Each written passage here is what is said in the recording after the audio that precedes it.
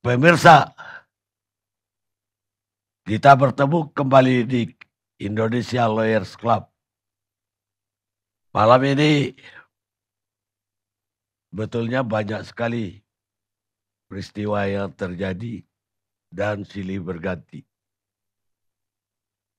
Persoalannya Jenderal Sambo juga belum sampai di ujung karena ceritanya gampang berubah. Kemudian ada lagi masalah orang Polandia katanya, Biorka. Dan ini juga kayaknya panjang. Karena pagi tadi dibilang Biorka udah ketangkap di Madiun. Tiba-tiba Biorka muncul lagi di medsos. Jadi Biorka mana yang ketangkap, Biorka mana yang muncul. Atau banyak orang yang menamakan dirinya Biorka nanti. Masing-masing mengatakan dirinya lah Biorka yang sesungguhnya. Tambah repot. Makanya kita nggak pilih yang rumit-rumit itu. Belum lagi muncul lagi di DPR. Effendi Simbolon versus Jenderal Dudung. Tapi syukurlah hari ini katanya udah saling memaafkan lah. Effendi Simbolon minta maaf dan Jenderal Dudung juga udah umumkan agar jajarannya stop untuk mengecam Effendi Simbolon. Karena banyak peristiwa nasional, saya sekarang beralih ke peristiwa daerah. Selasa kemarin, rapat paripurna DKI yang terakhir buat Gubernur Anies Baswedan. Dan diputuskan jabatan Anies hanya sampai, kalau saya nggak salah, 16 Oktober yang akan datang. Artinya Anies di DKI sementara ini sudah selesai, kecuali 2024 dia muncul lagi sebagai calon. Dan memang di dunia ini saya kira nggak ada pesta yang tidak berakhir. Nah, karena berakhir kita ingin evaluasi rapornya Anies ini banyak merahnya atau banyak hijaunya. Kalau nggak hijau biru kali zaman kita terima rapor.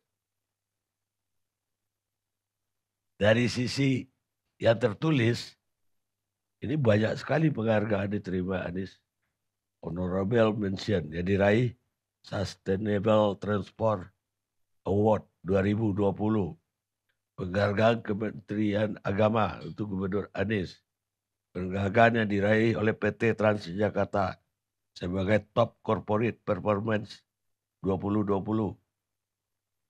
Top CEO Digital Transformation Chief Executive Officer dan Top CEO in Digital Business Process Chief Information Technology.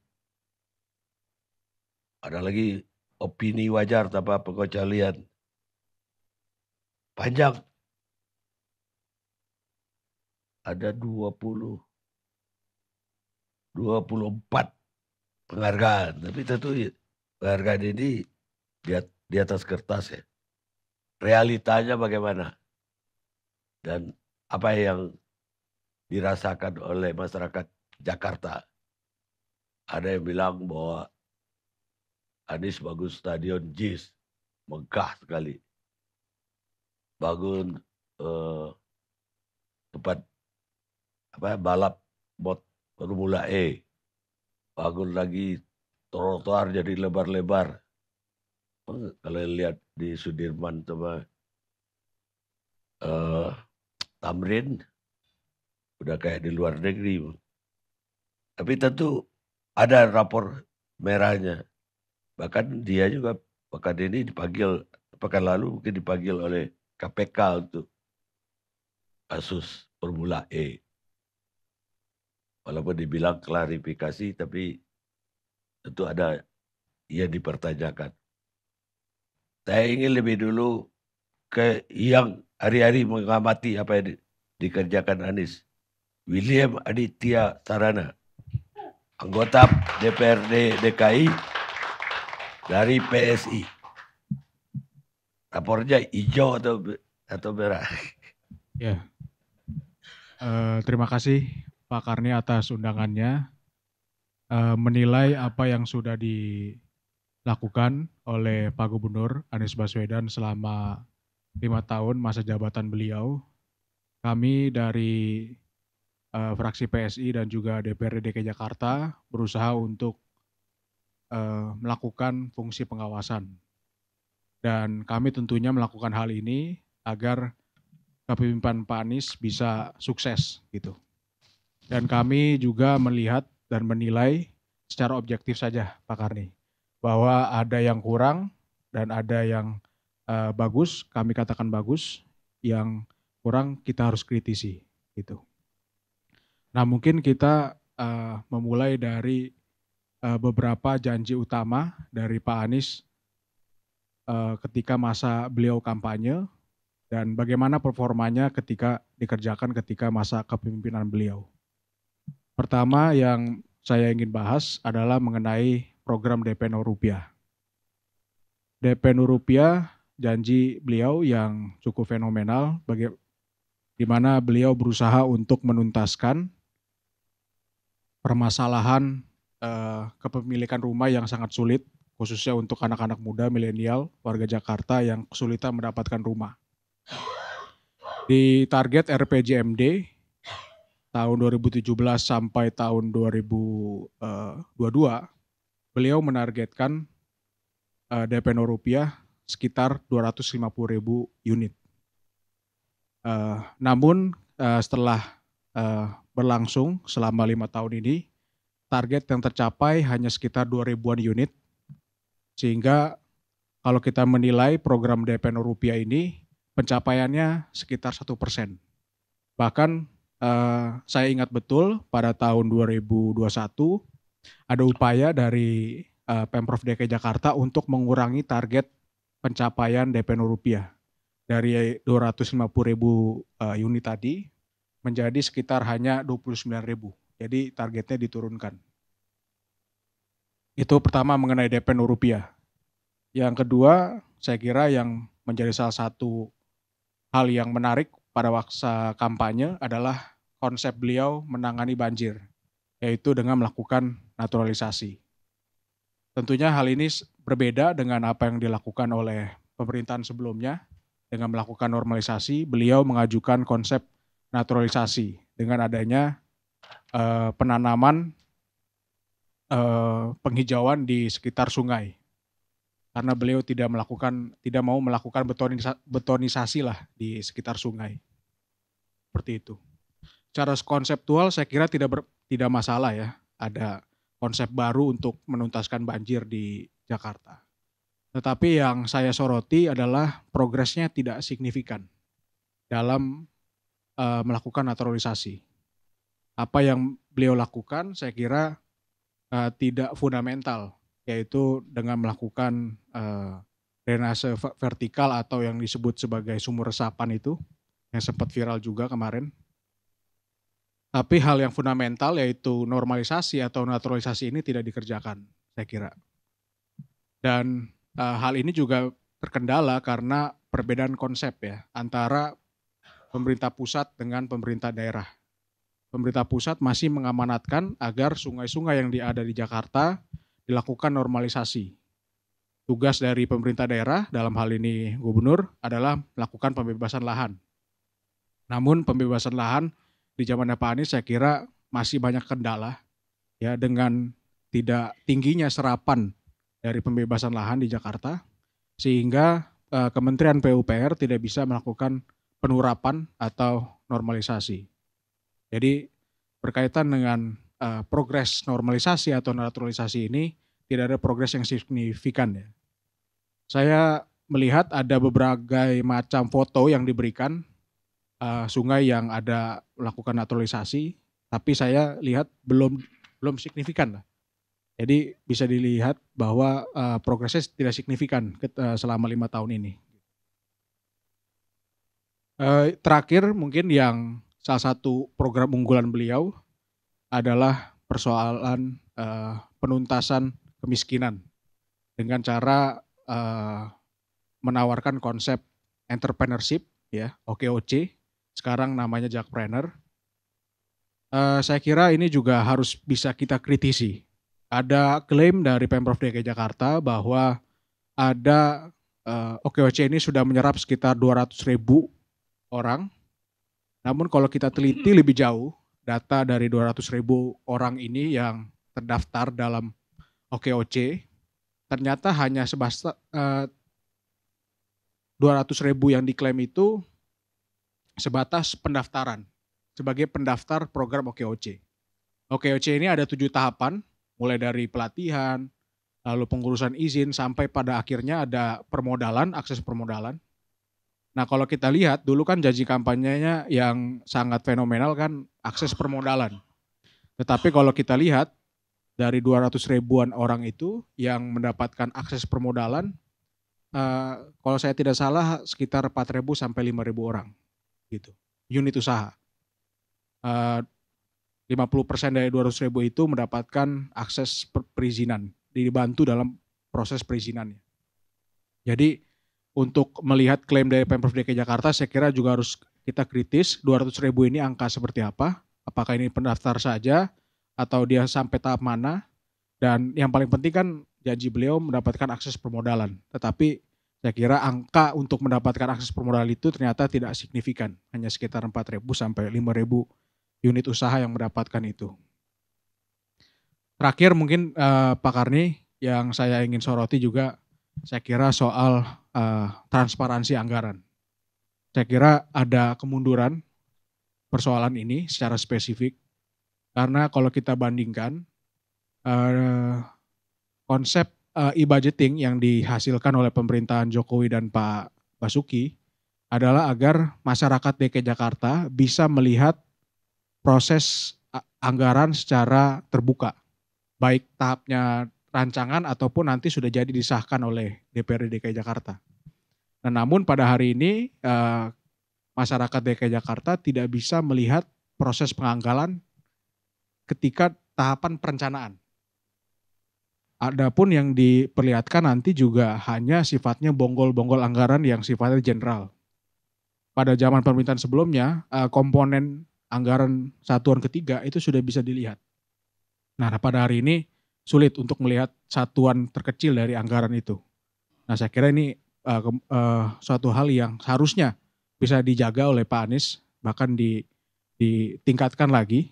Namun sayangnya berkaitan dengan transparansi anggaran ini terjadi kemunduran kalau saya lihat seperti itu. Mungkin secara general seperti itu, Pak Karni, evaluasi dari saya. Soal yang positifnya, saya mau nyampaikan juga. Saya kira nggak ada tadi.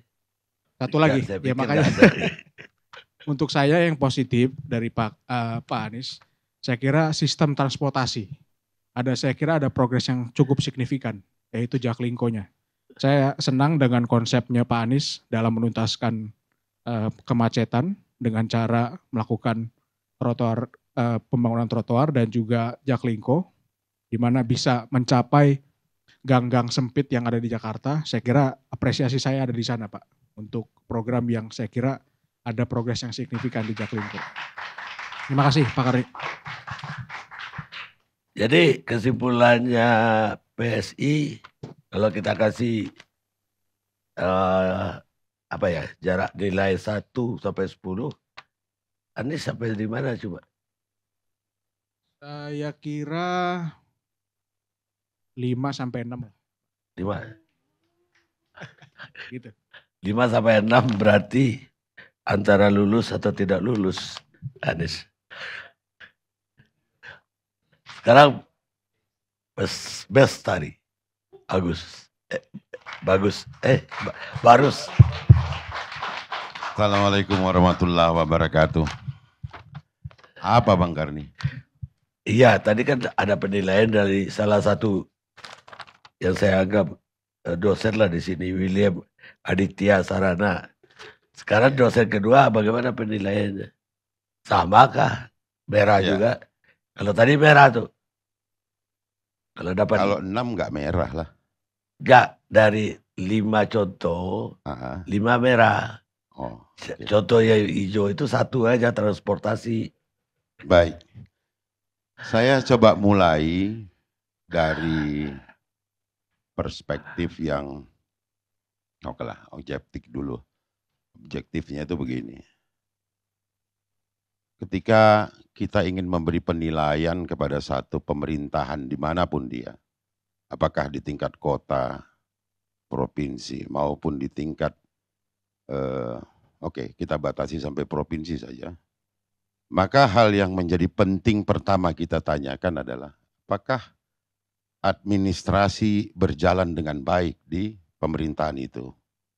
Alhamdulillah, selama Pak Anies menjabat ini, 5 kali berturut-turut WTP itu satu hal yang menandakan adanya keseriusan di dalam mengelola satu pemerintahan. Ada pengelolaan uang masuk, ada pengelolaan uang keluar, ada kemudian penilaian-penilaian yang diberikan oleh lembaga yang berkewenangan untuk itu, dan hasilnya sama-sama kita dengar sesuatu hal yang sebetulnya mengagetkan, kok bisa DKI Jakarta yang on off itu biasanya WTP-nya, yang sekali ini bisa 5 kali berturut-turut. Artinya apa? Ada satu penerapan pola bekerja yang standar gitu ya. Standar, kalaupun disebutkan sebagai satu standar pelaporan, maka pelaporan yang dilakukan itu terencana dengan baik. Kalau nanti dalamnya ya kita kupas lagi gitu. Jadi dari sisi pengelolaan pemerintahan dan keuangan pemerintah menggambarkan sebetulnya yang dicapai itu, yang hari-hari dibahas di pemerintahan daerah. Saya bicara pemerintahan karena di dalamnya ada gubernur dan DPRD, berjalan dengan baik. Tentu kalau dia berjalan dengan baik, hasilnya insya Allah juga secara general adalah baik. Kan begitu tuh. Nah, kalau bicara tentang pernak-pernik ini tidak tercapai, itu belum maksimal, itu kan perspektif. Pandangan kita, kalau tadi hanya disampaikan, hanya berapa tadi, 5 atau 6, Bang Karni sampaikan 24 penghargaan gitu. Saya masih dengar tadi itu, dari mulai transportasi, belum lagi isu tadi dari Kementerian Agama, bagaimana kemudian masyarakat Jakarta sekarang kehidupan beragama itu lebih kondusif dibandingkan yang lalu-lalu mungkin. Di zaman Pak Anies ini tidak ada lagi yang namanya sweeping apa itu. Bulan Ramadan nggak ada, artinya komunikasi terjalin dengan masyarakat dengan baik. Mengelola ibu kota ini bukan sekedar mengelola pembangunannya gitu, tetapi manusianya juga. Ternyata ada satu keberhasilan yang luar biasa, maka kemudian Jakarta cenderung jauh lebih aman, lebih kondusif dalam kita hidup di kebinekaan ini. Itu. Nah, kalau tentang, saya ada catatan, kenapa saya nyatat? Biasanya saya nggak pernah nyatat. Tadi saya ditelepon Pak Gubernur, karena saya sampaikan saya nanti izin mau ada menyampaikan beberapa hal. Dia bilang cuma satu, izin ya katanya, Bang, dicatat supaya menjadi catatan saya juga. Maka saya catat di sini. Ya, sumur resapan, Bang Karni dan teman-teman di DPRD dan kita semua. Saya agak kecewa ketika, karena tadi kebetulan diungkap tentang sumur resapan. Sumur resapan itu mau dibuat itu 2 juta titik. Rencananya 2 juta titik. Kedalaman 3 meter. Artinya apa? Ada perencanaan untuk memperangkap 6 juta kubik air. Ada perencanaan untuk memperangkap 6 juta kubik air, saya ulangi. Ya, pernahkah kita mengukur sebetulnya berapa air yang turun pada saat banjir itu, katakanlah yang paling paling signifikan dia airnya datang gitu. Nggak lebih dari 4 juta kubik itu, Bang. Nah, baru berjalan ya sekitar berapa, nggak sampai pun 20.000. Kemudian dinyatakan ini stop. Karena apa? Dia dibuat kemudian tidak memberikan dampak positif kepada pengentasan banjir. Bagaimana mungkin orang titiknya 2 juta baru 10.000 sudah ketar-ketir khawatir, kemudian dicatatkan itu sebagai satu hal yang tidak berhasil gitu. Sementara banyak pihak yang melakukan kritisi hanya mampu melakukan kritisi tanpa solusi. Gitu. Ketika gubernur punya solusi, kita lakukan ini 2 juta titik, DPRD-nya menolak gitu. Saya juga agak bingung itu, kenapa terjadi seperti itu. Nah, ini salah satu yang harus menjadi pemikiran kita. Emang ada lagi hal lain yang bisa dilakukan ketika rob itu datang, kemudian land subsidence sudah sangat luar biasa, ditambah lagi air masuk dari kota dari selatan Jakarta ke sana. Apa yang bisa kita lakukan kecuali satu hal ini tadi, drainase vertikal. Tidak hanya di Jakarta ini dilakukan, Yogyakarta pun melakukan itu. Ya, bahkan dia double gitu. Di atasnya drainase. Drainase itu kemudian dibikin per 50 meter ada lubang sedalam, ya, pori sedalam 3 meter juga. 2 kali gitu. Nah, ini harus menjadi perhatian ke depan bahwa jangan terlalu dipolitisir, karena ada juga orang mengatakan mungkin khawatir gubernur ini berhasil sehingga tidak terbendung. Entah apanya yang tak terbendung. Wong sampai hari ini belum pernah menyatakan ingin jadi presiden. Gitu loh. Kemudian berikutnya tadi mengenai rumah DP 0. Saya rasa perlu juga dikoreksi, DP 0 itu nggak mungkin dilaksanakan 250.000 pada RPJMD pun. Coba dibedah kembali RPJMD, saya pernah ada di Kebon Sirih itu. 250.000 atau 200, hampir 300 ribuan itu adalah rumah hunian. Yang di dalamnya ada belahan berapa yang harus wajib dilakukan oleh BUMN, pemerintah pusat, berapa partnya BUMD, berapa partnya si dinas perumahan, dan berapa part swasta. Part swasta itu lebih dari 200.000. Maka seharusnya ada stimulan khusus yang diberikan oleh legislatif ataupun mitra daripada pemerintah daerah untuk kemudian para pengembang diberikan tempat yang lebih baik atau distimulan dengan yang sesuai dengan peraturan perundang-undangan yang berlaku dan mendorong mereka melakukan investasi. Besarnya pengadaan perumahan itu untuk rakyat ini bukan di pemerintah daerah, bukan di pemerintah pusat, tetapi mendorong sektor swasta. Tentu ini harus juga menjadi perhatian kita semua bahwa untuk mendorong satu investasi swasta dibutuhkan kemitraan yang baik, satu keputusan ataupun peraturan daerah terkait investasi tersebut yang dibuat bersama oleh gubernur dan DPRD. Nanti masyarakat diikut sertakan supaya apa?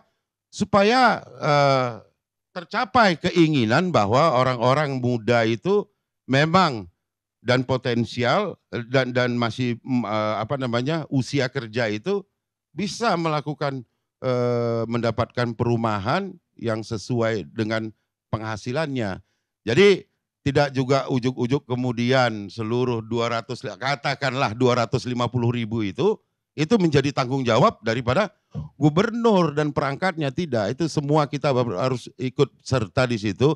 Bagaimana apakah mungkin di ruangan ini ada juga investor, jangan ragu-ragu. Bahwa kita sudah mengetahui peraturan daerah kita menyatakan harus sekian rumah untuk masyarakat selama sepanjang 5 tahun ke depan.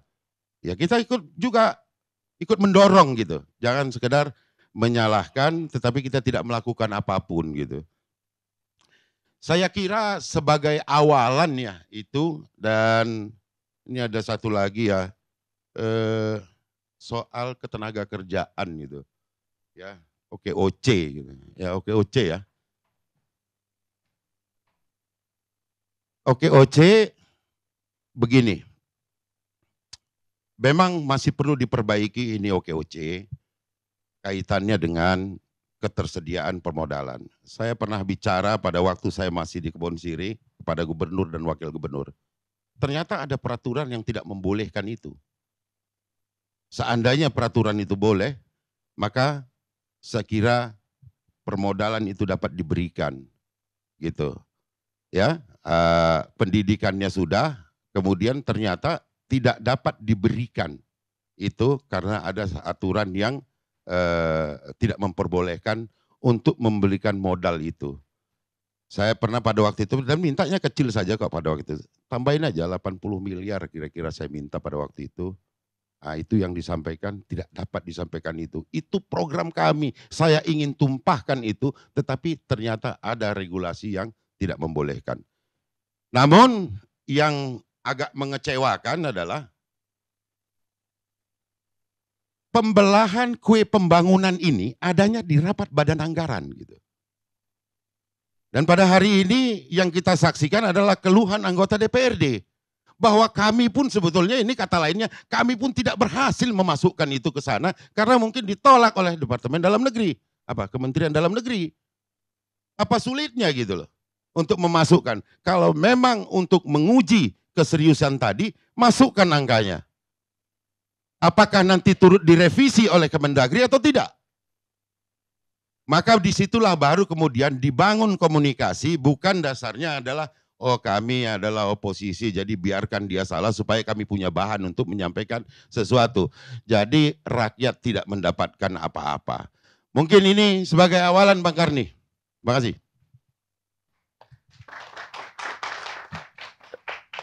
Agak terbalik dari tadi ya. Tadi kan kalau dinilai satu-satu rapor merah semua. Kalau ini hijau semua. Ya, begini Bang Karni. Hijau atau merah itu tergantung kita berdiri di mana sebetulnya ini. Maka nanti mungkin yang pada posisi matanya tidak sakit, kupingnya juga bagus pendengaran, dan mulutnya sedang tidak sakit gigi, ya, dan hatinya lagi tenang, otaknya lagi bagus, itu yang akan bisa menyampaikan secara clear. Karena kemanapun kita ke Jakarta ini pada hari ini, ya saya terus terang saya kecewa gitu. Kecewa kenapa? Kok baru tahun ini yang saya lihat, baru pada periode ini, saya melihat banyak sekali perubahan. Gitu. Yang sepandangan mata saya, karena saya tukang jalan-jalan. Kalau dulu ya gitu-gitu aja gitu. Padahal saya dukung yang dulu, bukan dukung yang sekarang gitu. Kira-kira itu.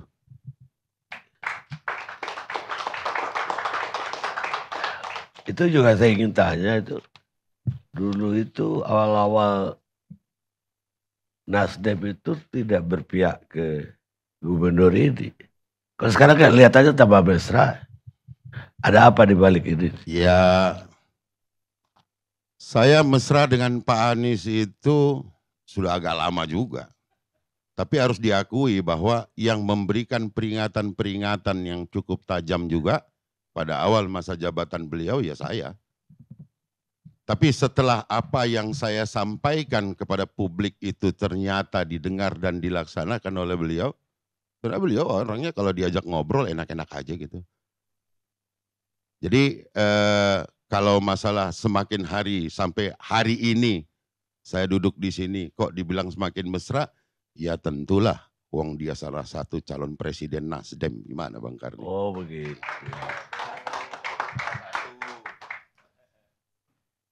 Ya agak jelas. Tadi saya pikir jadi calon gubernur lagi. William ada tanggapan? Cukup.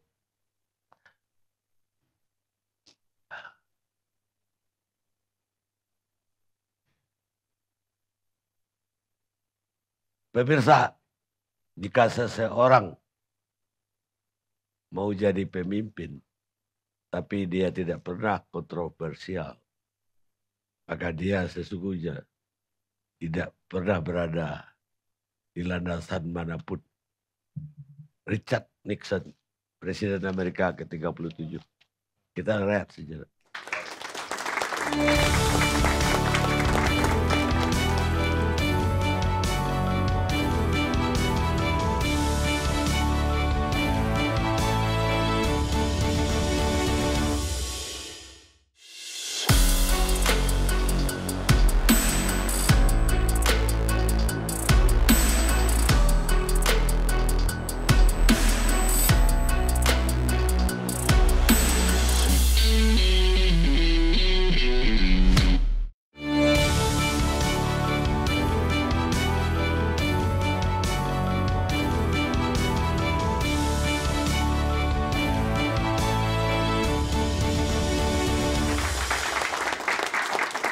Pemirsa, kita lanjutkan diskusi kita.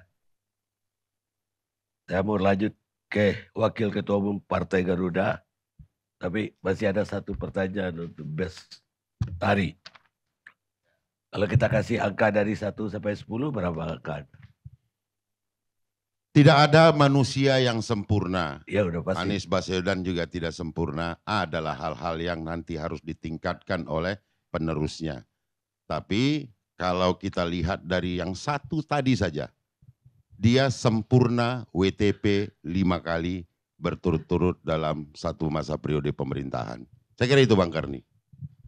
Bukan. Angkanya. Angkanya. Nggak boleh dia dikasih angka 10. Tapi nggak boleh juga angka 8.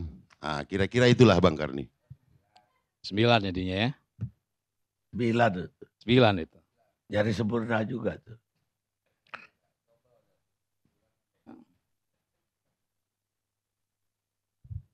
Itu lapangan JIS itu. Dulu itu gak pernah dijanjikan dalam kampanye itu. Ya lapangan sepak bola JIS. Dalam kampanye gak pernah dijanjikan. Yang dijanjikan itu lapangan Persija. Tapi lapangan Persija malah gak jadi. Lapangan JIS yang jadi. Itu penjelasannya gimana? Persija saya kira latihan. Yang paling penting begini Bang Karni, bahwa lapangannya jadi. Dan kalaupun itu tidak jadi markas Persija, tapi Pak Gubernur dengan hatinya pernah menyampaikan sudah saya serahkan kepada Jackmania kan gitu. Itu bagian daripada itu. Nah, secara administrasi kenegaraan mungkin itu nanti ada hal yang harus diperbaiki. Mudah-mudahan menjadi tugas daripada gubernur berikutnya untuk menyempurnakan. Jadi Anies nggak mau maju lagi jadi gubernur. Kenapa? Nggak mau maju jadi gubernur lagi. Kan memang nggak ada kesempatannya maju. Nggak ada pilkada ini sekarang. 2024. Oh kalau 2024 itu masih terlalu jauh kita bicarakan ini. Udah Ya persiapan kan? dari sekarang. Belum pilpres dulu harus kita laksanakan, pileg dulu. Pilkada itu 3 tahun sebelumnya terlalu sudah jauh. berjalan. Lompatannya itu terlalu jauh.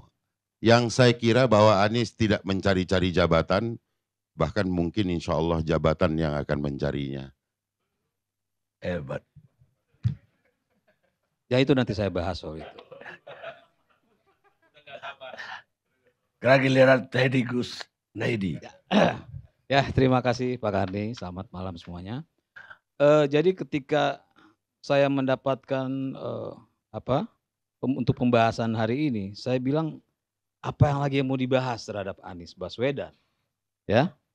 Karena kalau kita bicara masukan maupun kritikan kepada Pak Anies Baswedan itu sudah tidak relevan lagi karena tidak lagi untuk kepentingan Jakarta, ya. Jadi saya melihat bahwa pembahasan Anies nanti ke depan itu adalah hanya 2. Satu pembahasan mengenai pembelajaran, satu mengenai penjualan. Di sisi satu bahwa kita menjadi pembelajaran bahwa di masa Pak Anies kita bisa menjadikan pelajaran untuk pilkada selanjutnya. Tapi di satu sisi ada kelompok yang memang ingin menjadikan hal ini sebagai jualan buat Pak Anies di pemilu 2024. Kurang jelas Bang Karni, yang dimaksud pembelajaran itu apa? Tunggu dulu. Jadi saya harus menjelaskan, nanti akan saya jelaskan juga nanti. Jadi kita juga nggak perlu munafik bahwa saat ini memang ada dua kubu, satu untuk pembelajaran bagaimana pilkada 2024 nanti supaya tidak terjadi seperti sekarang lagi, dan yang kedua adalah kubu yang ingin menjual Pak Anies untuk siapa tahu bisa dilirik oleh partai politik untuk di pemilu 2024.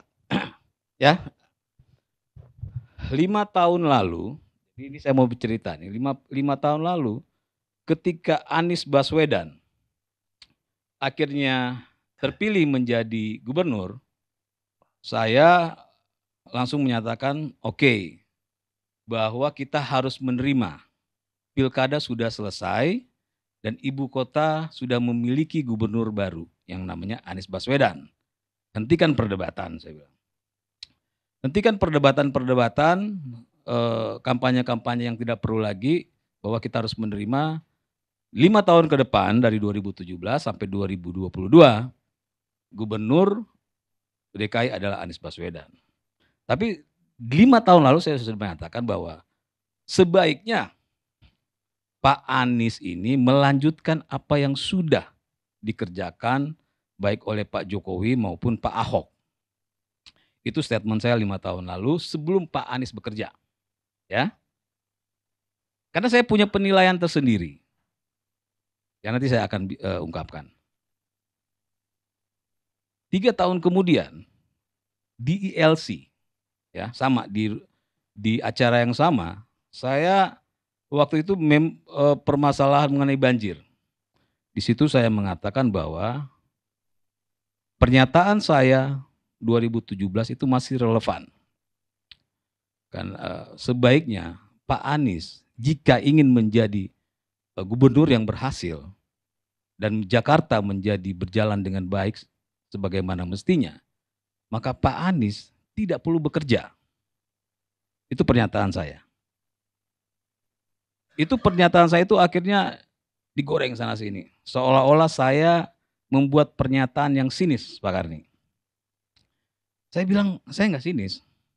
Karena pernyataan saya di 2017 dengan 3 tahun kemudian, dalam pembicaraan di ILC waktu itu, saya mengatakan bahwa soal banjir, banyak yang bicara data segala macam, saya cuma bilang bahwa faktanya ada lokasi-lokasi yang tadinya sudah tidak banjir, menjadi banjir lagi. Jadi dari 80 titik, itu data yang saya baca, yang tinggal 80 titik banjir menjadi lebih lagi. Kenapa? Karena Pak Anies tidak meneruskan apa yang sudah dikerjakan oleh pendahulunya. Nah, kenapa saya mengatakan begitu?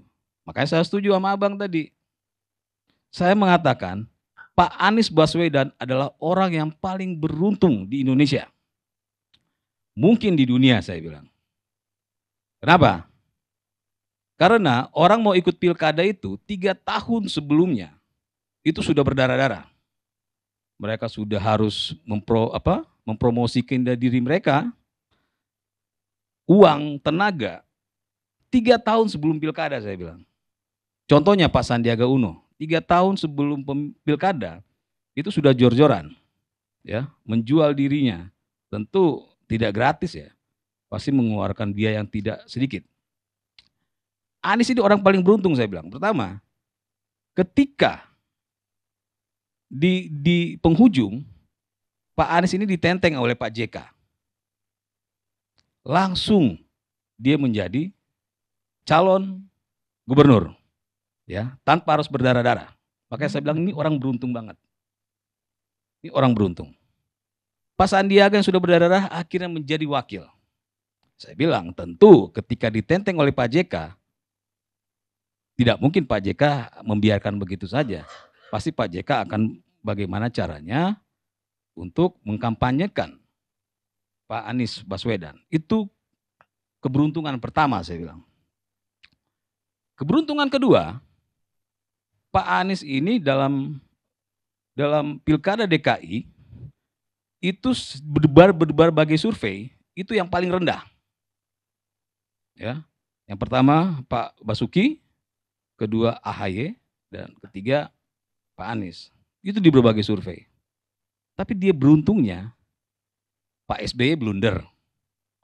Pak Ahok kena masalah. Maka jadilah Anies Baswedan gubernur DKI. Ya. Itu saya bilang, keberuntungan dia yang kedua. Keberuntungan dia ketiga adalah ketika dia sudah menjadi gubernur, sistem sudah dibentuk. Program sudah dibentuk oleh pendahulunya. Tinggal dia jalankan. Ya. Makanya saya bilang ini orang paling beruntung. Sayangnya Pak Anies lupa diri. Dia merasa bahwa dia menjadi gubernur DKI itu karena kemampuan dia. Bukan karena keberuntungan yang dan bantuan dari para pihak. Sebenarnya ada keberuntungan keempat, tapi karena Pak Anies akhirnya lupa diri, sehingga Pak Anies tidak mau apa yang sudah, sistem dan program yang sudah ada itu diteruskan.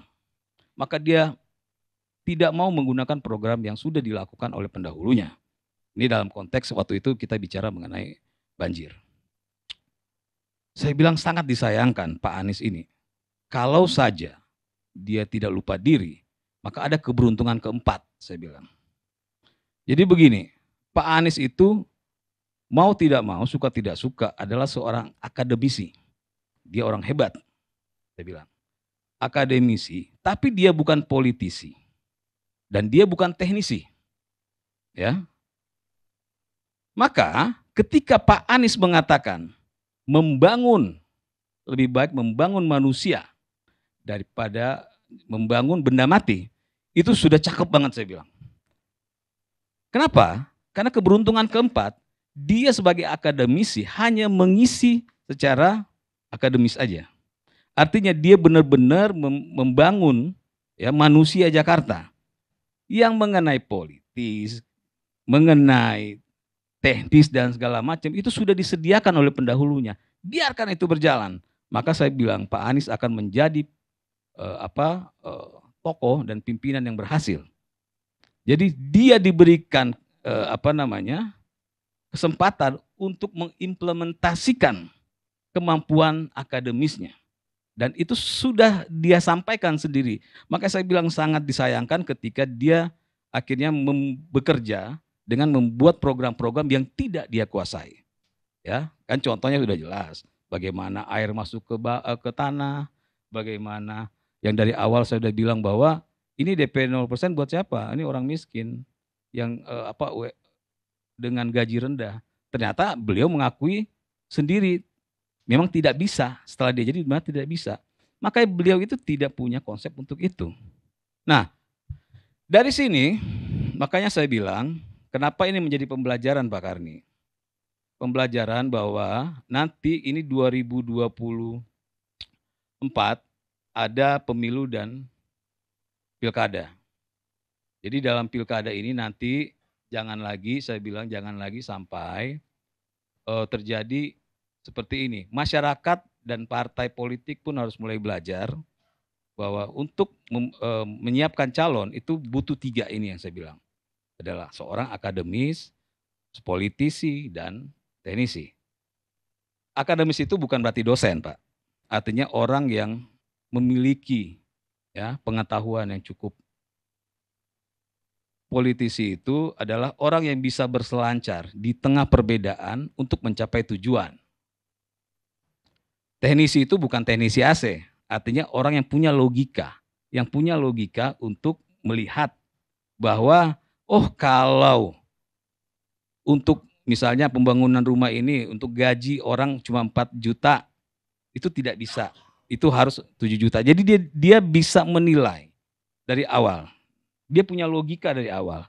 Ini yang saya sampaikan di kesempatan ini adalah menjadi pembelajaran. Tadi Bang Bestari itu apa maksudnya gitu kan. Ini saya bilang, Anies sudah selesai. Kita tidak perlu memperdebatkan bahwa nanti di sisinya Bang Bestari pasti akan memberikan informasi yang hebat-hebat tentang Anies. Ya, itu udah pasti. Apalagi jualannya buat 2024 kan, Nasdem. Tapi di sisi lain pun punya data. Jadi kalau mau adu datang akan selesai nih. Padahal tujuannya untuk Jakarta sudah selesai, sudah tidak diperlukan lagi. LBH Jakarta punya data, para pengamat-pengamat punya data. Tapi di sisi Bang Geis, Bang Bestari juga punya data. Tapi tujuannya apa? Makanya saya bilang kita tidak perlu munafik. Tujuan kita membahas Anies Baswedan saat ini, satu, bahwa kalau dari sisi saya, bahwa ini pembelajaran ke depan baik buat partai politik dan buat masyarakat untuk memilih calon dengan kriteria yang saya sebutkan tadi. Dan di sisi sana itu ya tentu sales marketingnya Anies Baswedan yang akan berharap bagaimana pencitraan yang dilakukan dari sekarang ke depan agar supaya partai-partai tertarik untuk merekrut Anies Baswedan di pemilu 2024. Terima kasih Pak Karing. Oke. Sekarang giliran Geis. Terima kasih Bang. Assalamualaikum warahmatullahi wabarakatuh. Ini maksudnya saya menjawab Teddy bagaimana nih Bang? Bebas. Kalau saya menjawab saya bingung karena yang dia omongin hampir kagak ada nilainya sama sekali.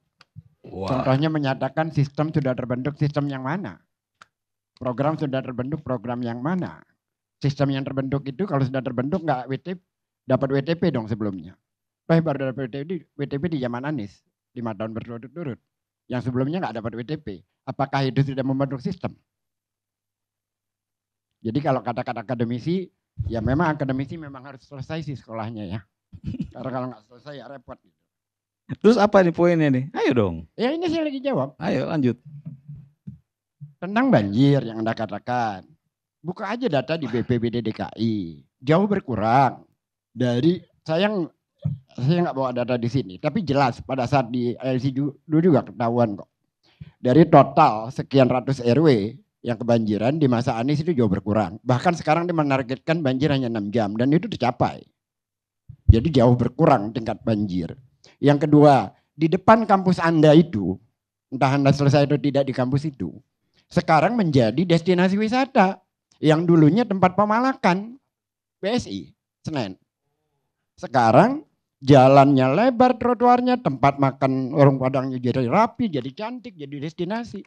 Kalau dulu saya menyebutnya nerakanya Jakarta karena saya lahir dan besar di situ. Kalau soal Jakarta, soal di situ jangan bantah saya lah. Karena saya lahir dan besar di situ. Gitu. Yang kedua. Yang ketiga, bukan hanya Sudirman Tamrin. Orang Depok pun beruntung dengan adanya Anies. Kenapa? Dulu kita kalau mau ke Depok itu paling tidak 1 jam itu cuma di daerah di Pasar Minggu ke sana itu. Sekarang dibikin tapal kuda putaran. Dan itu langsung 2 tempat yang menguntungkan bagi warga Depok ke sana. Yang keempat, orang-orang miskin itu tidak digusur. Tapi kampungnya dirapikan. Baru kemarin dirapikan. Kampung Susun Kunir. Orang semua berbahagia, tidak hanya orang-orang kaya, tapi orang miskin pun mendapat kesempatan. Yang kelima, dia katakan pembelajaran dalam soal pilkada. Saya ngerti arahnya, tapi apa yang terjadi?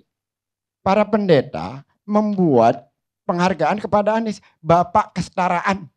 Pernah gubernur di DKI mendapatkan penghargaan semacam itu? Baru kali ini. Kenapa? Ada gereja 58 tahun tidak mendapat IMB. Di masa Anies dapat. Ada yang umur 40 tahun tidak dapat IMB. Di masa Anies dapat. Kecil-kecil ya. Contohnya kecil-kecil begitu ya. Memang hal-hal ngurus di Jakarta itu. Memang dari yang kecil sampai yang besar. Ya? Dari Anda lahir sampai Anda mati. Kita coba ngomongin konsep yang lebih besar. Kalau Anda selalu ngomong yang kecil-kecil, artinya Anda yang tidak besar, punya konsep yang mana, yang kecil yang mana? Definisikan ya, silakan saja kamu sampaikan. Ya Anda kan katakan kecil, definisinya itu kecil, makanya saya minta Anda sampaikan yang besar apa? Perubahan yang besar. Yang besar itu penataan kota di Jakarta luar biasa. Di zaman yang lain juga begitu. Mana? Di semua gubernur Di itu namanya mana? penataan kota. Anda jalan di depan kampus Anda itu Enggak, nyaman kapan? enggak. Itu Kapan Anda berurutan. jalan di Tidak depan kampus ada. Anda itu nyaman nggak waktu Tidak zaman ada. Anda? Udah. Artinya Itu fakta. semua itu ada progresnya. Faktanya Anda gambarkan kepada saya. Karena saya bisa menggambarkan. Ya kalau Di depan kampus Anda tiba-tiba di zaman Pak Ahok belum ada, di zaman Pak Anies udah ada, ya nggak ada masalah. itu, ya Itu nggak namanya ada artinya. proses. Itu besar. Itu Ya namanya udah, proses. Udah diam aja dulu. Kalau nggak ngerti Jakarta diam lah. Ya saya ngerti, Anda yang nggak ngerti. Wah jauh bos. Kalau Anda cuma lama tinggal, tapi Anda tidak mengerti apapun di situ. Gimana? Bukan berarti Anda lama tinggal, terus Anda merasa bahwa Anda lebih paham Oh dari bukan, saya. bukan. Enggak, karena Anda mengatakan seperti itu Anda ada tidak orang yang paham. Karena Anda yang tidak paham. Anda mencoba untuk memframing bahwa saya nggak paham. Ya memang Anda nggak paham. Karena Tadi Anda kita juga nggak ngomong paham. sistem. Anda memberikan hal-hal yang kecil-kecil. Sekarang Seolah-olah bentuk yang besar. sekarang pertanyaan. Anda katakan sistem sudah terbangun. Di masa sebelumnya tidak pernah mendapat WTP. Yang sekarang 5 tahun dapat WTP. Ya Membangun karena sistem tidak. perbaikan yang dilakukan di masa sebelumnya. Nggak bisa kalau Pak Ahok Nggak diberikan dapat sama waktu sekali lagi dia 5 akan tahun. WTP. Aduh. Kamu masa nggak ada yang namanya progres itu ada. Oke Bos. sebentar ya. Sekolah selesaiin dulu deh. Nanti bicara lagi dengan saya. Gitu larinya kan. Ya memang lah. Nggak, Kan orang kalau tanggung kalah jawab berdebat itu selalu larinya ke keluarkan situ, sekolah, Bos. gitu kan. Oke, yang kedua. Saya ingin bicarakan lagi. Selain Bapak kesetaraan di Jakarta ini yang didapat oleh Anies. Kecil-kecil lagi. Berkali-kali penghargaan didapat dari luar negeri. Salah satunya penghargaan tentang transportasi publik. Saya di email di saya itu banyak sekali dan saya dapat Yang surat luar bahwa saya akan diberi penghargaan. Banyak sekali saya kalau mau dapat saya bayar aja. Banyak sekali. Ya Anda lagi untuk menuduh mendapat Departemen Agama penghargaan. Membayar. Enggak bukan Tidak soal dibayar. Departemen Agama. Anda jangan menuduh mengarah ke bahwa situ. dari Lee Kuan Yew itu Bahwa kalau dibayar. soal itu saya bisa melebihi dari itu. Bisa 30 saya. Oh, sekolah nggak selesai bisa 30. Nah tuh larinya ke situ tuh. Ya sudah. Orang itu kalau fakta. kalah berdebat larinya ke situ. Nah, itu fakta. Kan Enggak ada faktanya. Anda Bos. lagi menghayal dapat penghargaan dari mana? Enggak. Ini memalukan sekali perdebatan Anda semacam memalukan ini. sekali karena Anda selalu mencari pembelaan dengan hal-hal yang sangat kecil. Anda selalu menyerang ke personal. Karena Anda tidak punya kemampuan untuk menjelaskan apapun. Saya sudah memberikan Nggak penjelasan bisa, dan Anda kemampuan. hal-hal yang Kapasitas kecil. kemampuan Anda menerima Hal-hal yang pemikiran kecil. saya itu Anda tidak mampu. Enggak. Anda Ya udah nggak usah klaim lah. Anda mencoba Anda tadi bicara panjang, memberikan saya tidak potong. Anda mencoba memberikan seolah-olah Anda 3 lama Anda mengerti. Itu Saya bicara itu dari sangat tadi saya kecil tidak sekali. potong ya. Anda bicara saya tidak Oke, potong. lanjut. Ya, Oke. Asal yang benar. Jadi Bang Karni, sekarang ini di Jakarta itu nyaman Bang Karni. Yang nyamannya lagi adalah dengan KJP Plus itu, mereka yang miskin itu mendapat bantuan untuk membeli pangan yang harganya jauh lebih murah daripada kita beli di pasar biasa. Itu sudah berjalan selama kepemimpinannya Anies. Itu juga sangat Zaman menolong. Pak Ahok nggak ada ya? Pembelian barang langsung. Enggak soal KJP itu zaman Pak Ahok nggak ada. Ini ya? saya lagi bicara tentang pembelian barang. Anda dengar nggak sih? Enggak, saya tadi ada bilang KJP, ada nggak? Pemilik KJP sekarang ini diuntungkan dengan beli barang betul, pokok berarti lebih kan murah. sebelumnya gitu loh. sudah diciptakan. Tadi Anda janji nggak mau ini potong saya adalah ngomong. proses. Sekarang Anda ngawur masalahnya. Bang Karni, Ya. ini kalau diskusi ada beradabnya dikit lah. Agak repot ini kita kalau diskusi semacam ini. Ya, Anda jelaskan tapi ya berbobot ya. Yang menilai berbobot atau tidak itu yang punya gelarnya agak lumayan lah di atas saya. Ya gitu. tuh kan, begitu itu. Berarti nggak berbobot. Next. Terus Bang Karni, kemarin itu ada pernyataan dari PSSI tidak bisa menggunakan JIS. Langsung oleh netizen ramai ditolak. Dan kita melihat JIS itu sesuatu yang katanya sudah ada sebelumnya programnya. Memang, tapi siapa yang melaksanakan? Yang sekarang. Dan jadi. Dan itu janji itu udah lama sekali. Dulu, saya itu alumni MBFA. Kalau mau nonton bola itu di Stadion Menteng. Yang kemudian digusur.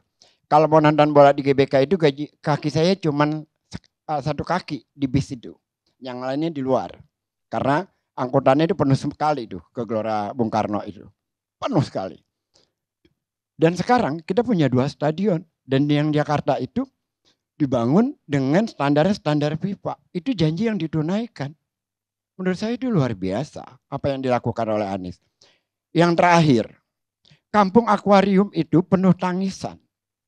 Rakyat kecil digusur. Dikembalikan harkat dan martabatnya. Mereka mengembalikan dirinya bisa tinggal di sana. Lantas di daerah JIS juga, kampung yang di sana, itu juga sedang dibangun lagi perumahan untuk mereka, orang-orang miskin. Kalau yang lama-lama gusur. Orang dibuang begitu saja, tidak dimanusiakan. Yang sekarang ini keadilan itu terbangun, Ini ada mesti kesetaraan. diluruskan Pak Karni. Jangan seolah-olah warga digusur. Tadi terus katanya dibuang kamu motong, begitu. sekarang motong Enggak, lagi. kadang ngawur kamu ngomongnya. Kamu ngawur ngomongnya. Makasih Bang. Ya.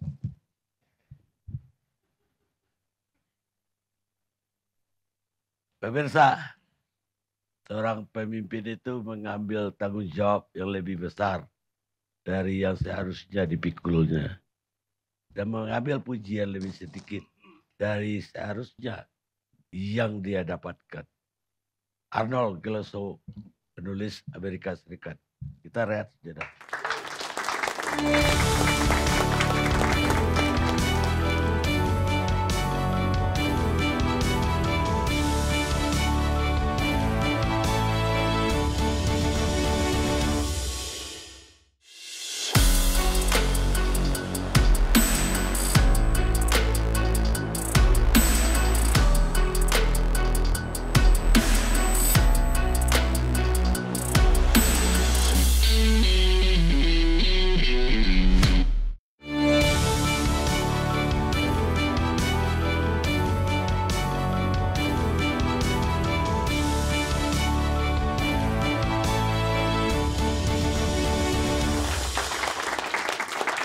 Pemirsa, kita sampai di segmen terakhir. Sekarang giliran pengamat politik Adi Praitno. Terima kasih Bang Karni. Assalamualaikum warahmatullahi wabarakatuh. Waalaikumsalam. Karena ini segmen terakhir mestinya kita pakai doa-doa pendek ya Babe. Semoga diskusi kita ini semakin barokah dan semakin produktif. Saya ingin berkomentar 3 hal. Pertama, ini bukan hanya soal catatan terkait dengan Anies 5 tahun, tapi bagi saya ini juga adalah sebentuk refleksi politik. Jadi Pilkada 2017 itu kan seakan-akan menghentikan seluruh pilkada di seluruh Indonesia. Padahal ada puluhan pilkada, tapi semua mata, hati, dan pikiran tertuju pada Jakarta. Makanya saya dalam berbagai kesempatan selalu mengatakan pilkada itu di Jakarta penuh barokah, sekaligus penuh dengan huru hara yang tidak berkesudahan. Kenapa saya sebut barokah? Karena pilkada Jakarta lah kemudian begitu banyak penelitian-penelitian yang sifatnya akademik, ada skripsi, ada tesis, ya bahkan ada disertasi yang nulis tentang pilkada Jakarta. Banyak vocab politik yang muncul, politik identitas, polarisasi agama, kemudian ada mayat dan ayat dan seterusnya. Saya tidak mau terjebak pada adagium besar yang dimunculkan oleh kelompok-kelompok aktivis dan para peneliti itu. Tapi yang jelas bahwa jangan pernah menjadikan agama sebagai salah satu instrumen untuk memenangkan politik. Di Jakarta ada isu agama, itu pasti ada pemantiknya. Nggak mungkin ada asap kalau tak ada api. Kan begitu ceritanya. Tak mungkin akan ada protes dan demo berkepanjangan kalau tidak ada orang yang merasa tersinggung. Agamanya disentil misalnya soal ayat Al-Maidah. Saya kebetulan di pesantren 8 tahun, studinya di kampus Islam, kalau bicara tentang ayat Al-Maidah, soal bagaimana orang Islam seharusnya memilih pemimpin, memang itu memancing huru hara Bang. Nah di kalangan kita orang Islam sekalipun, para mufasirnya itu berbeda. Apakah orang Islam itu memang harus memilih pemimpin yang seiman? Itu mazhabnya banyak yang ikut. Tapi ada juga yang mengatakan orang Islam tidak harus memilih pemimpin yang seiman. Yang penting dia bisa berbuat adil, bekerja dengan baik. Karena ngurus sebuah negara, ngurus sebuah wilayah itu bukan ngurus sebuah agama. Mazhabnya sampai selesai itu nggak kelar. Tiba-tiba dalam pilkada Jakarta ada orang yang ingin maju ngutip itu. Jadi itu yang saya sebut bahwa ini mungkin kesalahan kita semua. Marilah kalau ada pilkada, marilah kalau ada pemilihan jangan pernah membawa isu-isu agama, instrumen apapun yang itu memancing isu-isu yang Mas Adi, kemudian supaya jelas, yang ngutip siapa? Dulu Pak Ahok di Kepulauan Seribu, kemudian memancing reaksi. Tapi menurut saya reaksinya juga berlebihan. tidak harus mengkafir-kafirkan orang lain, tidak harus misalnya mengharamkan untuk mensolanasi jenazahnya. Bagi saya cukup, kan dulu ada begitu. Jenazah pendukung Ahok kan dulu ada spanduk dan baliho, haram hukumnya mau dikuburkan. Dulu kan ada kampanye, artinya itu semacam intimidasi politik. Jadi nanti pendukung Ahok karena dulu dianggap menista agama, maka jenazahnya tidak akan disolatkan. Kan begitu ceritanya, biar ini kita clear semua. Bagi saya ini biar islah Bang, Sorry. karena terus-terusan Kan terfaksionalisasi nggak produktif. pendukung Ahok juga banyak yang agamanya Islam, ya sholatkan aja. Kan gak ada masalah juga sebetulnya. Ya betul. Jadi bukan politisasi agama sebetulnya ini. Intinya Ini bagi aja saya, keinginan pihak-pihak aja. bagi saya Ini yang ketimbang saya bilang terjebak pada satu pembelajaran. narasi yang Ini saya bilang berkepanjangan, tidak produktif, sebenarnya itu juga tidak terlampau ada gunanya bagi kita. Ya, makanya kita sudahi dan ini menjadi ajang momentum bahwa di 2024 nanti mayo kita bersalaman. Apa sih yang diperebutkan dalam politik? Toh ujung-ujungnya kekuasaan. Mari belajar banyak dari Prabowo dan Jokowi. Kalah pun menikmati kekuasaan gitu loh Pak. Ini kita berkelahi itu ya. Nggak karu-karuan, nggak dapat apa-apa, capek. Kasihan yang berkelahi. Banyak angka perceraian gara-gara beda dukungan politik. Banyak kuburan yang digongkar gara-gara beda mazhab politik. Nah sementara yang kita bela mati-matian menikmati indahnya kekuasaan. Nah itu yang saya selalu ingin mengatakan. Politik itu soal ya untung dan rugi, kalah dan menang. Udah selesai, tidak perlu bicara yang lain. Itu yang pertama. Karenanya di forum ini saya ingin mengatakan bahwa saya ingin berdiskusi melampaui isu-isu agama, isu-isu politik identitas, dan melampaui yang lain yang telah membuat Pilkada Jakarta itu terbelah. Nah dulu Anies dan Sandi itu menolak kalau kemenangannya itu dianggap sebagai bagian dari kunyahan politik identitas. Sekilas memang begitu banyak visi dan misi besar yang kita tangkap Bang. Ketika Anies bicara secara lantang, dia akan berdiri tegak bersama rakyat Jakarta, menolak reklamasi. Semua orang suka Bang. Siapa yang tidak suka? Semua orang suka ketika Anies bilang berpihak kepada rakyat Jakarta. Ingin bikin DP rumah 0%, 2.332 ribu sekian. Semua orang senang. Anies berjanji tidak akan melakukan penggusuran secara paksa. Anies dan Sandi bicara akan melakukan jakpreneur. Saat itu istilahnya masih OKOC. 200 ribu wirausahawan. Wah itu luar biasa. Dan itu yang sebenarnya ingin dibanggakan oleh Anies dan Sandi. Mari kita cek satu-satu. Di zaman Anies apakah reklamasi lanjut? Ada sebagian. Dan itu harus kita akui. Yang dicabut juga banyak, 13 izin reklamasi di stop. Tapi sebagian yang lainnya ada. Ya, itu beredar sampai sekarang di media, di record dengan bagus. Ya saya nggak mau nyebut, Bang Gais sudah tahu, Bang Batarus sudah tahu. Artinya apa? Tidak 100% janji politik Anies soal stop reklamasi itu dipenuhi. Ada yang lanjut, tapi sebagian yang lainnya di stop. Nah itu yang saya bilang harus proporsional. Supaya kita tidak terjebak pada pembelahan yang menurut saya tidak ada gunanya. Yang kedua, sudah disebutkan oleh Mas William, ketika janji 232 ribu, DP rumah 0%, ya faktanya sampai sekarang tidak sesuai dengan target Bang. Harus diakui, targetnya diturunkan jadi 10 ribu, sempat dirumorkan, diturunkan jadi 7 ribu. Itu pun juga tidak sesuai dengan target, hanya 10%. Dan bahkan kita tahu bersama pembebasan tanahnya soal DP 0% juga bermasalah. Ada yang sudah jadi tersangka. Kita tidak bisa menutup mata ini semua. Tapi bahwa ada mimpi besar yang dimiliki oleh Anies dan Sandi saat itu ya. Pada level implementasi ya kita juga tahu cuma 0%. Terkait dengan penggusuran, oke, penggusuran secara paksa. Secara simbolik misalnya kampung akuarium kemarin dibangun kembali oleh Anies. Semua orang tepuk tangan. Tapi catatan LBH Jakarta Bang, kita tidak bisa menutup mata. 2019, 2020, Anies juga banyak penggusuran. Ya, demi kota administrasi dan tertib dan indah di Jakarta. Jakarta Selatan misalnya ada 20 titik yang digusur. Jakarta Pusat ada 22 titik. Jakarta Timur ada 12, Jakarta Barat ada 10. Itu fix dan firm. Makanya ketika Anies 3 tahun masa jabatan politiknya dikritik oleh teman-teman LBH karena dianggap tidak memenuhi janji politiknya. Dan itu terrecord sampai sekarang dan tidak ada yang bisa membantah.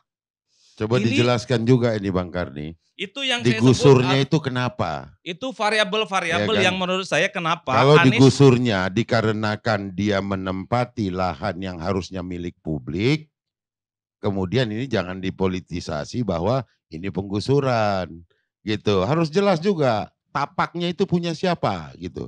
Apakah dia di sempadan sungai ataukah dia menempati tanah negara yang harusnya menjadi milik publik? menurut Abang sebagai orang dalam apa itu alasan digusur? Saya bukan orang dalam mana saya? Yang orang dalam sebelah tuh. Jadi Ya udah, sama-sama nggak tahu. Jadi nggak perlu Enggak, dijawab makanya. karena dia nggak tahu juga. Lanjut. Oke. Bukan Berarti- masalah nggak berarti- tahu. Kalau kita ingin kemudian mencerdaskan masyarakat Jakarta dengan memberikan masukan pada hari ini, maka harus jelas kenapa dia direlokasi. Apakah karena itu tanah dia? Tidak mungkin kalau dia bersertifikat di situ kemudian direlokasi. Bang Maka Bestari nggak punya boleh ada datanya nggak? kebohongan. Kalau punya datanya bantah aja. Loh, Kalau nggak punya data Tidak ya akan mungkin tanah siapapun Iya, termasuk rumah Pak Teddy digusur kalau enggak, itu enggak. Anda punya sertifikatnya. Konteksnya bukan itu. Ya itu harus disampaikan Anda- dulu. ketika Seharusnya Anda membantah. menyampaikannya adalah bahwa tanah ini harus diambil oleh negara untuk dimanfaatkan untuk kepentingan publik karena ini tanah bukan milik mereka. Harus ada kata-kata seperti itu baru fair. Kalau tidak ini hoax. Saya kira itu. Nah, coba silakan beliau sampaikan bahwa data yang Ini disampaikan moderatornya Anda- Bang Karni. Jadi bukan Bung Teddy. Bukan, Bung enggak. Teddy nanti dengan Bung Geis lagi. Enggak juga dong. Lanjut lagi. Jangan sama Bung Urusannya Geis BSI lagi. saja. Bagi-bagi lah, Bang. BSI sudah bagus depannya. Bagi-bagi Sudah. lah. Adi Praid. Nah, saya mau lanjutkan di situ. Ini kan LBH yang ngomong. Kita tahu siapa aktivisnya, kantornya di mana, diumumkan di websitenya. Kalau memang data-data yang disampaikan oleh aktivis lingkungan dan aktivis hukum ini dianggap hoax dan fitnah, mestinya ada bantahan sejak Bukan. awal, Bang. Saya Dan tidak itu yang mengatakan sebenarnya dilihat LBH juga. hoax atau apa. Yang membawa hari ini ke forum ini adalah Anda. Oh iya, Saya ini tanyakan, apakah Ini lapak kutip datanya. tanahnya itu turut dijelaskan milik siapa? Karena tidak mungkin rumah kita digusur kalau kita kemudian surat dan administrasinya lengkap. Sampaikan itu secara benar supaya masyarakat mendapat pencerahan. Itu saja saya kira. Maka penelitian yang seperti ini harus berulang kali diuji. Saya kira itu. Ya, ini problemnya. Bertanya pun juga harus pakai data, Bang. Iya makanya tunjukkan Sekarang juga datanya gini, apa. Ini, ini data hotel terbuka ini, ya. Ini data hotel ini terbuka. boleh nggak digusur? Bentar dulu, ini Nggak, data terbuka hotel ini ya. boleh nggak digusur? Nggak boleh. Dan karena saya surat-suratnya cross-check lengkap. berulang-ulang. Saya Tidak cross-check mungkin. berulang-ulang ini datanya. Gitu. Makanya saya Ya. bilang, Mas. Maka ketika ada dirampas tanah itu perbuatan pidana. Makanya saya bilang, Gitu Mas. loh. Konteks yang dibicarakan tuh berbeda dengan yang saya Mas sampaikan. Jadi Lanjut saya, aja. Saya mau lanjut itu Ya, ya, Bang. karena dia Saya tidak mau Sama terjebak sekali pada tidak memiliki data. diskusi-diskusi yang Udah, lanjut. Ini sebenarnya perlu terlalu disampaikan secara benar. Kalau memang tanah yang dimiliki oleh orang per orang secara sah dan legal sesuai aturan Gimana Bang, ketentuan saya mau perundangan menyampaikan berlaku, secara baik, sah dan benar belum selesai dipotong. Anda sudah mengatakan tadi bahwa terjadi penggusuran ini itu. Oh, iya, kan Tapi itu disebutkan datanya. di atas tanah siapa? Itu kan disebutkan Ya. datanya. Ya, Saya udah belum jelas. titik, ini baru Udah koma. jelas. Iya. Artinya apa? Ini kan yang jelas data terbuka. Ya, bisa diomongkan besok. Gugat itu LBH-nya. Pinta Ngomong datanya. hari ini di sini, ya saya ngomong di sini, gitu loh. Lah saya kan Bisa saja itu menjadi bahan meneliti dan saya melihat untuk kemudian fakta-fakta yang melakukan muncul. advokasi, boleh, gitu loh. Itu melihat data-data faktual yang Ya, muncul. udah, biar Dan dia ini selesai. lama loh. Ini data Biar dia 2019, selesaikan. data tahun 2020, data 2019 nggak ada yang bantah kok. Kok tidak ada yang nanya kritis-kritis begini? Kan saya kan menyampaikan apa yang saya lihat, apa yang saya diskusi dan saya teliti. Ya udah, Kenapa kalau Anda ini begini saya yang maju. menyampaikan, kenapa tiba-tiba diprotes? Kan begitu Pak. Enggak Makanya, masalah sih sebenarnya. Kenapa apakah nggak dari dulu? datanya valid? Kenapa nggak dari dulu itu Memang dia disampaikan? digusur. Jadi, saya Digusur mau- itu masuk Anda ke harus titik itu, sampaikan Bang, sebetulnya bahwa ini adalah- tanahnya milik siapa. Itu, Itu yang aja. saya mau stop di situ. Ini adalah variabel-variabel. Kalau Kenapa cuma disampaikan kemudian itu motor banyak- saya ditangkap polisi, orang motornya mungkin bodong. Itu. Tapi Jadi- sampaikanlah bodongnya jadi itu mau stop di gitu. situ soal apa variabel-variabel yang kemudian membuat begitu Ini, banyak maaf, kritik ke maaf, polisi. Saya nggak soal konten. Parabel itu apa? Variabel, unsur-unsur. Ya, Anda tolong maklumi usia saya karena saya dengar Anda bilang Itu parabel, adalah parabel. unsur-unsur yang seringkali dikutip oleh berbagai aktivis yang menilai Pak Anies melihat kinerja politiknya tidak perform, tidak 100%. Ada yang dilakukan tapi tidak 100% tuntas. Itu yang kita rasakan juga. Nah, yang kedua yang ingin saya katakan adalah kita juga tidak bisa menutup mata bahwa ada legasi politik yang kemudian bisa diklaim oleh Anies. JIS itu tidak pernah dibayangkan oleh orang sebelumnya. Bahkan partainya Mas William ini sampai datang bawa kambing katanya. Untuk memastikan kalau itu ya abal-abal dan bohong-bohongan. Oh itu, Formula E sorry. Yang Formula E itu kan tidak pernah terbayang. Tapi itu kan dalam realitasnya. Kambingnya dibawa. Ya itu pembicaraan di medsos. Enggak, itu pembicaraan di medsos terbuka Bang. Bukan fitnah, itu pembicaraan di medsos. Ya itu versinya PSI tapi versi netizen agak beda. Ada kambing yang seakan-akan meragukan bahwa Formula E itu akan sukses. Ya nyatanya terlepas dari apapun yang terjadi saat ini Formula E selesai. Sekalipun masih banyak footnote-nya. Pak Anies kemarin bersaksi di KPK. Tapi minimal ada klaim politik bahwa Pak Anies itu bukan hanya gubernur yang dianggap sebagai gubernur kata-kata selama ini. Yang sering kritis disampaikan oleh teman-teman PSI dan teman-teman PDIP. Kemudian juga ada Jakarta International Stadium. Itu adalah klaim yang cukup luar biasa. Ada proyek mercusuar yang Anies bisa tunjukkan ke berbagai orang. Dia sudah melakukan sesuatu yang fenomenal dan spektakuler. Kita juga tidak bisa menutup mata. Tamrin Sudirman itu bersolek dengan indah Bang. Indah sekali trotoar, jalannya juga bagus lah. Bahkan banyak yang membanding-bandingkan jauh lebih bagus ketimbang Singapura. Itu kita tidak bisa menutup mata. Termasuk misalnya soal penataan Condet ya, Taman Condet yang belakangan viral juga itu luar biasa. Tapi yang kemudian menjadi ramai adalah karena ada instrumen variabel ya variabel dan unsur-unsur yang dulu dianggap menjadi ruh penting soal bagaimana perubahan Jakarta itu tidak tuntas sama Pak Anies. Misalnya soal bagaimana menuntaskan banjir ya. Ketika misalnya ada rencana 6 juta titik, kenapa yang terrealisasi cuma 5? 2 juta maksud saya, kenapa yang terrealisasi cuma 5? Berarti ada deadlock dengan teman-teman DPRD. Diprotes oleh PAN misalnya, diprotes oleh Demokrat biar tidak lanjut. Ini kan juga persoalan yang dianggap gagal. Bagaimana Pak Anies yang tidak punya partai, tidak punya jalur tol untuk mengkomunikasikan hal ini dengan baik ke partai. Ini yang saya sebut bahwa dalam berbagai kesempatan saya secara terbuka mengatakan kalau dihitung rata-rata ya Pak Anies ini ya tidak baik dan tidak buruk. Kalau dikasih angkanya Bang Karni ya angkanya 7 lah. Ya, angkanya 7. Kalau dalam logikanya dosen 7 itu B+. Kalau Mas William ngasih 6 dan 7 itu B-. Nah tapi kalau 78 itu nilainya adalah B+. B-nya tebal. Tapi 89 itu A-.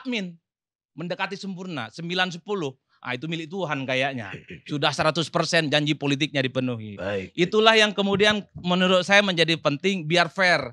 Supaya proksi dan keterbelahan kita secara umum itu tidak produktif dan tidak ada gunanya. Mari move on, memulai sesuatu yang baik. Tarung ide, tarung gagasan. Terima kasih. Assalamualaikum warahmatullahi wabarakatuh.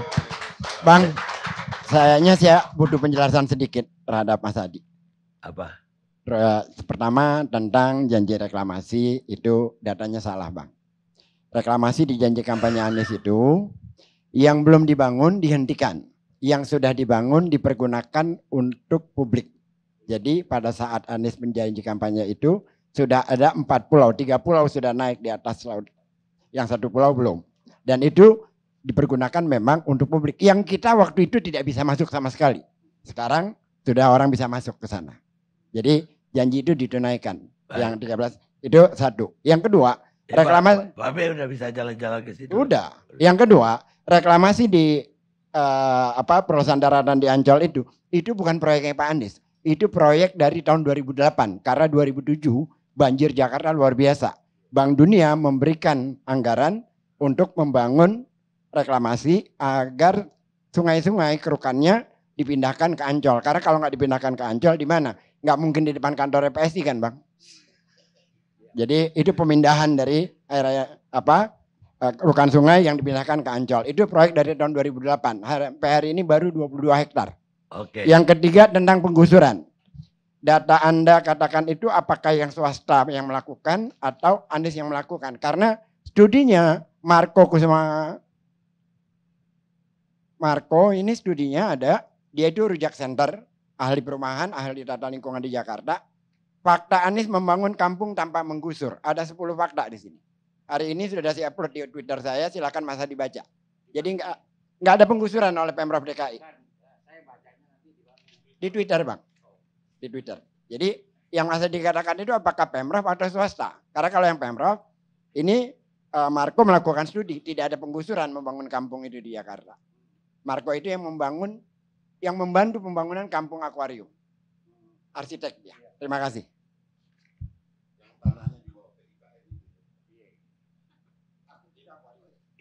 Baik. Mungkin untuk adik Prai itu saya mau tambahin bahwa politisi itu sama saja di mana-mana. Mereka bisa menjanjikan membangun jembatan di tempat yang sungai pun tidak ada. Kata Nikita Khrushchev. Sekarang Babe. Iya, Babe. Assalamualaikum warahmatullahi wabarakatuh. Kalau saya melihat ada 3 periode kepemimpinan di Jakarta ini yang menjadikan Jakarta itu kota beradab. Yang pertama adalah Dendels. Dia membangun opera di Mangga Besar, Thalia Opera. Dia membangun gedung-gedung dengan arsitektur yang indah termasuk Istana Negara dan Istana Bogor. Kompleks perkantoran ibu kita Mulyani di Delapan Banteng dan banyak lagi termasuk gedung Pancasila. Kemudian adalah Bang Ali ya. Bang Ali cukup banyak, tapi yang menarik adalah dia punya ide bikin museum prasasti. Walaupun kontennya di dalam itu peti jenazah. Proklamator, peti jenazah proklamator, museum prasasti.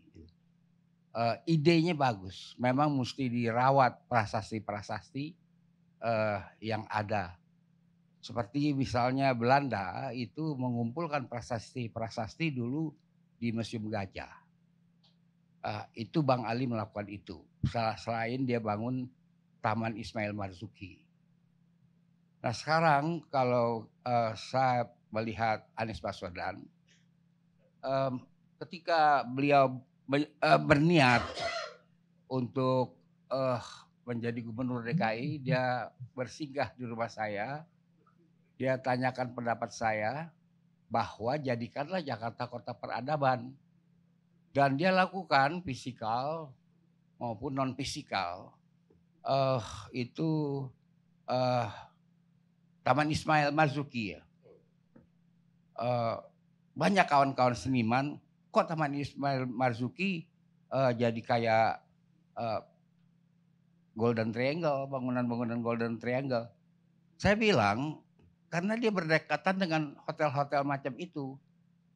Anies tampaknya, saya belum pernah bicara dengan dia, tampaknya dia tidak ingin orang melihat sebelah mata Ismail Marzuki kalau bangunannya yang seperti lama hanya materialnya jadi ganti. Dia punya konsep, dia nggak boleh kalah dengan bangunan sebelahnya. Nah kita lantas di mana ngobrol-ngobrol. Kita ada tempat di Museum Tamrin, saya bilang. Dan ada tempat di bekas kantor Kodim. Di Jakarta Timur. Bisa. Kalau di tempat yang Anies bikin sekarang kayaknya kita nggak bisa ngobrol-ngobrol. Gitu. Itu ada dia bikin, lalu yang dia lakukan juga tentang stadion sepak bola. Karena Jakarta jadi punya stadion sendiri di tahun 1933 di zaman VIE, Football Inlanses Yakatra. Itu di Roxy. Itu tanahnya dibeli oleh Bang Tamrin. Dan sampai sekarang itu stadion masih dilestarikan. Oh dibangun baru ya? Saya nggak tahu itu. Karena ya kita udah nggak, ya tahu saya, tapi muter-muterannya saya udah gak kuat. Jadi kemudian Jakarta nggak pernah, Persija nggak pernah punya stadion sendiri, dia pakai Vios di Menteng kan. Lalu di zaman Bang Yos itu digusur, Bang Yos sendiri keberatan ya. Saya ngerti, tapi saya termasuk yang setuju digusur. Kemudian dibikin Lebak Bulus, lalu Lebak Bulus juga digusur. Kemudian Tegal Alur belum pernah dipakai, digusur oleh alam, dia banjir terus ya kan. Tegal Alur, nah baru sekarang di Sunter dia bikin, itu yang dibuat oleh Anies. Hal-hal lain adalah keindahan trotoar dia bikin. Jadi berperadaban kota ini. Karena Jakarta itu Majakatera, land of power. Terus terang saya katakan ibu kota nggak bakal bisa pindah. Kemudian Anies mengganti nama-nama jalan yang katanya ada partai gerus itu. Ya dia gerus, dia mesti ada alasannya dong. Saya termasuk yang dimintai pendapat, nama-nama yang historical seperti Cikini, Gondangdia sebenarnya nggak boleh diganti. Karena itu nama-nama yang dibuat oleh migran Brazil, migran dari berbahasa Swahili dari Afrika, itu jangan diganti. Kesian si pengganti, Gondangdia diganti jadi RP Suroso. Yang nyebut nama beliau tuh kagak ada. Kan jadi kesian, ya kan? Orang tetap bilang Gondangdia, rumah di mana? Gondangdia, nggak ada yang bilang RP Suroso, gitu. Kemudian kalau ada partai yang keberatan, tunjukkan nama jalan dari 25 dan kemudian nanti akan 50. Mudah-mudahan sempat nggak tuh guys 50? Nggak sempat. Ada sebagian sempat. Jadi yang kita dengan teman-teman itu 50, itu satu-satu ada alasan historis dan faktual. Yang mau digusur apa? Kita keberatan nama-nama native itu digusur, jangan. Di New York aja kagak digusur, masa di sini digusur? Iya, nama jalannya jangan diganti. Kalau yang kayak macam Cikini, sawah besar, jangan diganti. Ya kan nanti kita bisa ceritakan itu toponimnya dari mana asalnya. Jadi jangan mencap ganti-ganti nama kalau nggak tahu Jakarta. Apalagi lu diberanakin kemarin sore mau ngomong soal Jakarta, jangan. Kalau baru diberanakin kemarin sore mau ngomong Jakarta, jangan, nggak sembarangan nih, ada ilmunya Betawinologi. Jangan sembarangan. Kita ganti semuanya nama yang diganti oleh Anies, jangan begitu dong. Itu namanya dendam, ya kan? Nah, jadi kekurangannya tentu Anies ada. Terbatas dari pengalaman pribadi saya. Ketika dia belum menjadi gubernur, saya katakan itu ganti tanggal HUT Jakarta 22 Juni 1527. Pada saat itu nggak ada peristiwa apa-apa. Jakarta sedang dibangun, Pelabuhan Kelapa II sedang dibangun, Kota Inten, Majakatera lagi dibangun. Nggak ada apa-apa, ada peristiwa apa. Ini kata Sukamto, saya udah baca makalah dia. Dia pakai sistem togel. Bulan nengok ke sono, bintang pergi ke sono, awan manggut-manggut. Ketemu 22 Juni dari mana? Saya ada makalah dia yang dia bikin tahun 1956. Nggak bisa. Ini kota. Lebih baik sudah kami seminarkan di museum. Tanggal 21 Agustus 1522. Itu ada padrong Portugis, tanda peringatan yang dibuat Portugis. Memang Portugis yang menggunakan tanggal Masehi pada waktu itu. Peristiwa itu adalah peristiwa internasional karena Syah Bandar Sunda Kalapa Waitem dan Patih Majakatera Mundari menandatangani perjanjian dengan kontingen Portugis di Malaka. Itu kan internasional. Ini yang pertama. Baik itu, ini tanggal yang nggak ada, tanggal hasil togel kok. Yang benar aja dan juga nggak bisa dijelaskan ada peristiwa apa. Jadi di situ Anies hanya menambahkan hajatan. Nggak mempengaruhi kata hajatan itu karena tanggal itu harus diganti, itu salah. Dan itu proses pembodohan. Kalau dijelaskan jadi dongeng. Nama-nama khayal dilontarkan Fatihillah. Itu kan orang Yahudi barbar dari Achem yang datang kemarin 1540 membakar pasar pisang di Jalan Kunir. Masa kami orang Betawi disuruh jadiin dia pahlawan? Yang bener aja. Oh kalah. Jayakarta, siapa nih makhluk? Mereka nggak bisa sebut. Timeline-nya nggak bisa disebut. Saya sebutkan, saya bantu kamu karena kamu tidak baca Stad van Koen dari Van der Sea. Di situ dikatakan ini orang datang 1610. Ngaku-ngaku tanah Jakarta dia yang punya, ditawarin ke Inggris.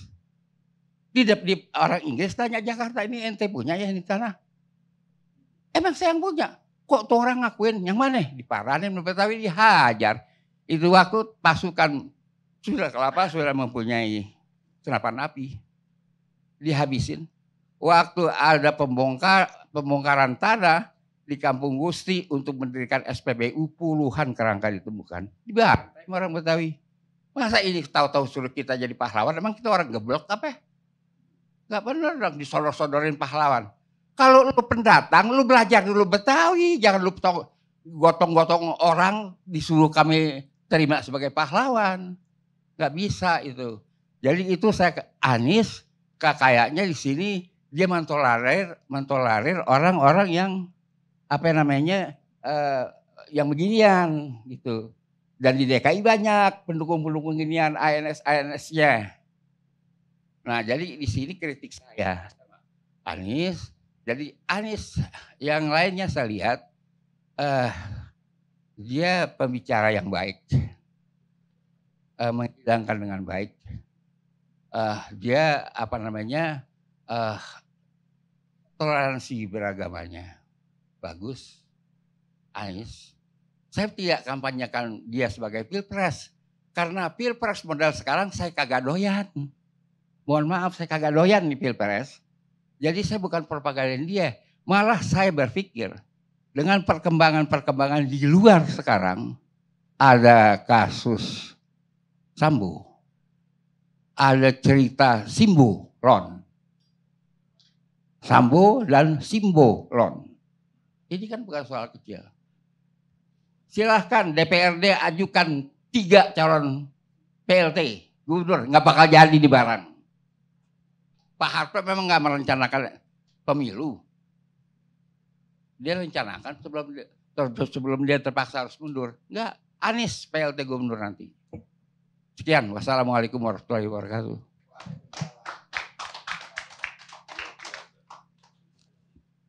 Luar biasa memang kita belajar sejarah dari 1500.